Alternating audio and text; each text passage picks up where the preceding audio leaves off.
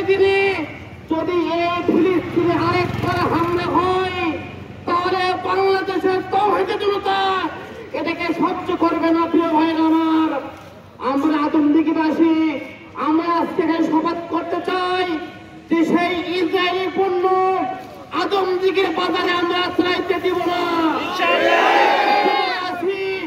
Israeli পণ্য আমরা আজকে থেকে বয়কট করবো। ভাইরা আমার, ওরা মনে করেছে হামলা করে মামলা করে খুন করে আমাদেরকে স্তব্ধ করে যাবে, কিন্তু আমরা মুসলমান।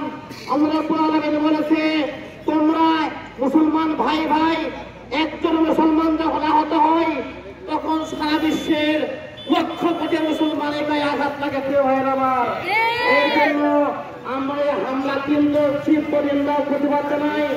আগামী দিনে এই সকল হামলার প্রতিবাদে তৌহিদি জনতার ব্যানারে আদমদিঘিবাসীকে একাত্মবদ্ধ হয়ে আহ্বান করে এই আগামী দিনে সংগ্রাম করার জন্য, এই ইহুদিদের বিরুদ্ধে সংগ্রাম করার জন্য এই আহ্বান জানিয়ে সকলকে ধন্যবাদ জানিয়ে বক্তব্য শেষ করছি।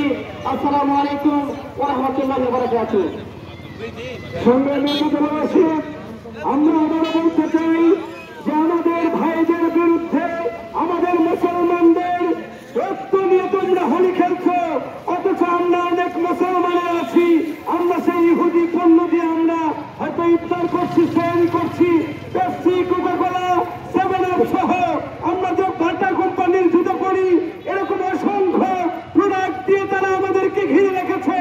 এখন থেকে সচেতন মুসলিম হিসেবে আমাদেরকে এই বিষয়গুলো লক্ষ্য রেখে আমাদেরকে পণ্যগুলো ক্রয় করতে হবে, যাতে আমাদের ক্রয়কৃত পণ্যের মুনাফা দিয়ে ইসরায়েলি বারবার বাহিনী আমাদের ভাইদের উপরে হত্যাযজ্ঞ চালাতে না পারে। বলেন ঠিক কিনা?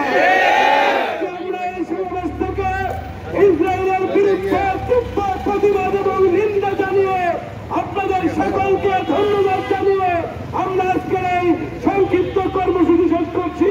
বাংলাদেশ জিন্দাবাদ, মুসলমান জিন্দাবাদ, তৌহিদি জনতা জিন্দাবাদ। সকলকে ধন্যবাদ। নারায়ে তাকবীর, ইনকিলাব, ধ্বংস হোক, ইসরায়েলি পণ্য